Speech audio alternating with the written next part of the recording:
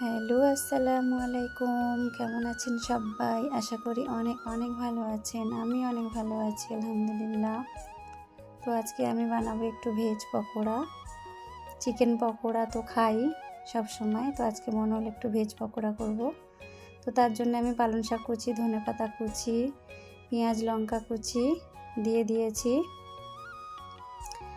তো এবারে আমি দেব একটু কড়াইশুঁটি, এরকম আদা বাটা করে নিয়েছি, পুরোপুরি মিন করে বাটিনি, ভালো লাগবে না খেতে। তো এবার আমি সব মিশিয়ে দিলাম, পেঁয়াজ লঙ্কা সব কিছু মিশিয়ে দিয়েছি। এবারে হচ্ছে একটু স্বাদ মতো লবণ দিয়ে দিচ্ছি, আর দেব আমি একটু জিরের গুঁড়ো, আর দেব হলুদের গুঁড়ো। এবারে আমি বেসনটাও দিয়ে দিচ্ছি, আর একটু চালের গুঁড়ো মিশিয়ে দিচ্ছি। মুচমুচে ভাব আসবে, একটা খেতে সুন্দর লাগবে। আদা রসুন বাটা দিয়ে দেব 1 চামচ। এবার আমি একটু মিক্স করে নেব, একদম অল্প পানি দিয়ে এটা মিক্স করতে হবে। বেশি পানি দেওয়াই যাবে না,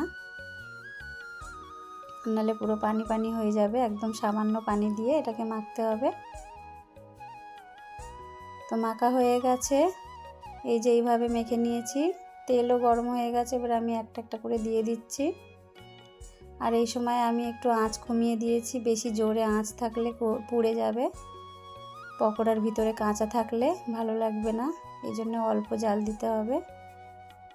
এই যে আমি পাল্টিয়ে দিচ্ছি একটু।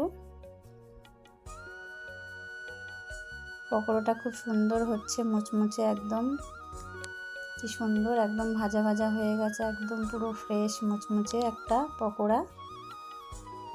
তো পকোড়া ভাজা হয়ে গেছে, তুলে নিচ্ছি এবারে আমি। ভীষণ সুন্দর হয়েছে ভাজাগুলো, দেখতেই পাচ্ছেন কত সুন্দর। তো পকোড়া ভাজা হয়ে গেছে। আজকে ডিনারে আমরা ভেজ পকোড়া আর হচ্ছে গিয়ে চিকেন আছে, ভাত। তো আজকের ভিডিওটি যদি ভালো লেগে থাকে, লাইক কমেন্ট শেয়ার করতে ভুলবেন না। সুস্থ থাকবেন, ভালো থাকবেন, দেখা হবে নেক্সট ভিডিওয়। টাটা।